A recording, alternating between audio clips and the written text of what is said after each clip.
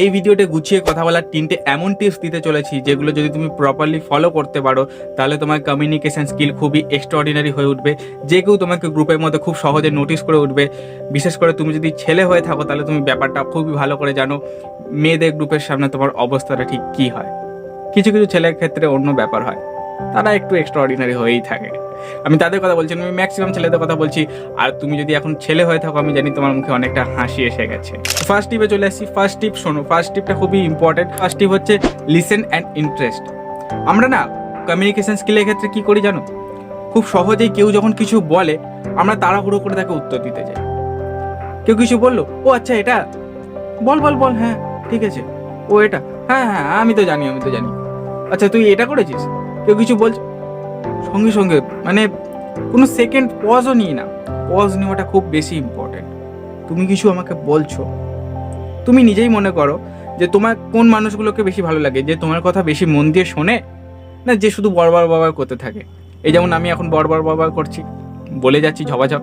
এই মানুষগুলোকে বেশি ভালো লাগে যারা আমাদের কথা মন দিয়ে শোনে। তাই তুমিও একটা জিনিস খেয়াল রাখবে, যখন তোমাকে কেউ কিছু বলছে ভালো করে শোনো, 1 সেকেন্ডের একটা পজ নাও। পজ নেওয়া কমিউনিকেশন স্কিলে খুবই বেশি ইম্পর্টেন্ট, আর এটা সাইকোলজিক্যালি প্রুভও। তুমি যদি পজ নিয়ে কাউকে রিপ্লাই করো সে তোমার কথাটাকে অনেক বেশি গুরুত্বপূর্ণ বলে মনে করে। তো পজ নাও, ভালো করে শোনো, অবজার্ভ করো সে কি বলছে, তারপর কথাটা বলো। আর ওর সাথে কি বললাম, লিসেন অ্যান্ড ইন্টারেস্টের সাথে কথা বলো। তোমার ধরো তার কোনো কথা পছন্দ হচ্ছে না, সামনের ব্যক্তিটা যে কথাটা যে টপিক নিয়ে তোমাকে বলছে সেই কথাটা হয়তো তোমার পছন্দ হচ্ছে না, কিন্তু তোমাকে ইন্টারেস্ট নিয়ে কথা বলতে হবে। ও আচ্ছা, হ্যাঁ হ্যাঁ হ্যাঁ, মিথ্যে বলছো না, এমন না যে কোনো মিথ্যের উপর হ্যাঁ হ্যাঁ করছো, বাট একটা কিউ ধরে রাখার জন্য, একটা কমিউনিকেশনটাকে খুব ভালোভাবে একটা ফ্লোরতে নিয়ে যাওয়ার জন্য বাস মুখে একটা হালকা স্মাইল। আমি বলছি না যে হ্যাঁ হ্যাঁ করে হেসে দাও, ওই বিপিএলএস এর মতো লোক বলে বিপিএলএস এর ছবি ফেলতে নাকি, যারা এখনো বিপিএলএস দেখোনি আই বাটনের লিঙ্ক দিয়েছি দেখে নিও। তো হ্যাঁ করে হাসার কোনো প্রয়োজন নেই, জাস্ট হালকা একটা স্মাইল দাও, হালকা স্মাইল দিয়ে ইন্টারেস্টের সাথে কথা বলো। এটা কমিউনিকেশন অনেক বেশি বেটার হয়, আর সামনের পার্সনটা তোমাকে মনে করবে যে হ্যাঁ এ আমার কথা আগ্রহ দিয়ে শুনছে। খুব তাড়াতাড়ি সেকেন্ড টিপসে চলে আসছি। সেকেন্ড টিপস শোনো, সেকেন্ড টিপ হচ্ছে এনার্জি ম্যাচিং। আমরা কোনো কনভারসেশনে এনার্জি অনেক সময় ম্যাচ করতে পারি না। কোনো একটা গ্রুপে রয়েছে, যে গ্রুপে খুব বেশি হাইপার এনার্জেটিক রয়েছে, সবাই হই হুল্লোড় করছে, তো সেখানে তুমি যদি গিয়ে এরমভাবে রয়েছো, ভালো লাগছে না, কেউ তোমার সাথে ভালোভাবে সবাই কথা বলছে, তুমি হ্যাঁ হ্যাঁ কী হয়েছে, হ্যাঁ, ওখানেও ম্যাচ হবে না। আর কোনো এমন জায়গায় তুমি গেছো যেখানে হয়তো সবাই খুব দুঃখিত অবস্থায় রয়েছে, খুব স্যাডলি রয়েছে, সেখানে তুমি কি করছো, সেখানে গিয়ে যদি তুমি খুব এনার্জেটিক হয়ে কথা বলো সেটাও ম্যাচ করবে না। এনার্জি ম্যাচ করাটা খুব ইম্পর্টেন্ট। খুব সবাই কোথাও হাইপারলি কথা বলছে, সবাই এনজয় করছে, সেখানেও তুমি তোমার ভয়েসটাকে লাউড করতে পারো, সেখানে গিয়ে সেইভাবে কথা বলো। কোথাও পিসফুলি সবাই রয়েছে সেখানে আস্তে কথা বলো, ক্লিয়ারলি কথা বলো। এবার অনেক জায়গায় কি হয়, আমরা কি করি না, মনে করি কমিউনিকেশন স্কিলের ক্ষেত্রে শুধু কথা বলাটাই ইম্পর্টেন্ট, যে যত ভালোভাবে কথা বলতে পারবে তার কমিউনিকেশন স্কিল তত বেটার। এটা একদমই ভুল।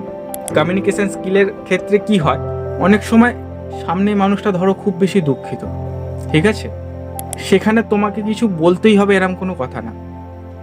ব্যাস তোমার চোখের ভাষায় বোঝা যাচ্ছে যে তুমি তার ইমোশনকে রেসপেক্ট করছো, সেটা চোখের চাহনিতে তোমার বোঝা যাচ্ছে। এটা জানতে গেলে তোমাকে জানতে হবে কমিউনিকেশন স্কিল যে কথাটা, এই কমিউনিকেশন কথাটা এসছে কোথা থেকে। এই কমিউনিকেশন কথাটা এসেছে কমিউন থেকে, যার মানে হলো শেয়ার।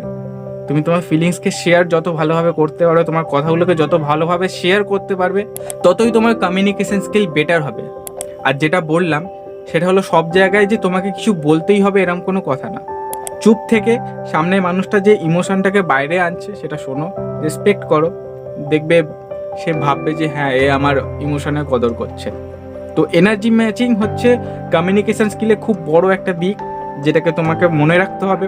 থার্ড অ্যান্ড লাস্ট যেটা খুবই ইম্পর্টেন্ট, যেটা এই দুটো ফলো করার পর থার্ডটা ফলো করা অবশ্যই প্রয়োজন, নয়তো কমিউনিকেশন স্কিল অনেকটাই বেকার হয়ে যায়। আর আমরা এটা সব জায়গাতেই করে থাকি, যেই কারণে মানুষ অনেকটা বিরক্ত হয়ে পড়ে, সবাই নিজের পয়েন্ট রাখতে চায়। আর সেই পয়েন্টটা কি, সেই পয়েন্টটা হচ্ছে অ্যাকসেপ্ট অ্যান্ড কোয়েশ্চেনিং। আমরা কোনো কনভারসেশনে রয়েছি, কেউ কোনো কথা বলছে সামনের দিক থেকে, ধরো তুমি কিছু বলছো আর কেউ তোমার মুখের উপর বলে এই তুই তো এটা ভুল বলছিস। ধরো আমিই তোমাকে বলছি এই মুহূর্তে ভিডিওর মাধ্যমে। তো তুমি বললে এটা তুই ঠিক বলছিস না, এটা ভুল বলছিস, এটা ফালতু কথা। আমি যদি তোমাকে এখন বলি না না আমি তো ঠিকই বলছি, তুমি এসব কি বলছো, আমি ঠিকই বলছি, তুমি বেশি জানো, আমি ঠিকই বলছি, এরম করলে কি হয়, কমিউনিকেশন স্কিল আরও বেকার হয়ে যায়। এমন মানুষের কমিউনিকেশন স্কিল তুমি কি বলে, খুব ভালো না খুব বেকার? এখানে কি করছি আমরা, আর্গিউ করছি। তো কমিউনিকেশন স্কিলে কখনো আর্গুমেন্ট আনবে না, ওটাকে যত, এমন না যে কোনো জায়গাতে আর্গুমেন্ট করতেই হবে, যেখানে আর্গুমেন্ট প্রয়োজন সেখানে আর্গুমেন্ট করা খুবই দরকার, কিন্তু আমরা কি করি, খুব চিল্লে মিল্লে করি আর সেই জায়গাটা একদম বেকার হয়ে যায়। তো আমাদেরকে কি করতে হবে, খুব পিসফুলি কাইন্ডলি বলতে হবে, হ্যাঁ ঠিক আছে আমি বুঝতে পারছি যে আমি হয়তো কিছু ভুল বলছি, কিন্তু কি ভুল বলছি সেটা আমাকে একটু বুঝিয়ে দাও। এইভাবে একদম সিম্পলি কাইন্ডলি পিসফুলি বলো, বুঝতে পারলে? ধরো তো কেউ তোমাকে কিছু বলছে, সেটা নিয়ে তুমি বিতর্ক করছো, ঠিক আছে বিতর্ক করা ভালো, কিন্তু এমন না যে চেল্লামিল্লি করলে, সামনের দিক থেকে বলছে, তুমিও তোমার দিক থেকে বলছো, আবার সামনের দিক থেকে একটা ওয়েভের মতো আসছে, আর সেটা জবা খিচুড়ি হয়ে যাচ্ছে, তাই না? জবা খিচুড়ি বলে তো, না জগা খিচুড়ি, ঠিকঠাক জানি না, একটু কমেন্ট করে জানিও তো। তো এই ছিল আজকে ভিডিওটা যদি ভালো লেগে থাকে প্লিজ শেয়ার করো সকলের সাথে, যদি ইনফরমেটিভ মনে হয় তাহলে চ্যানেলটা সাবস্ক্রাইব করো, তোমার সাবস্ক্রাইব করা খুব প্রয়োজন।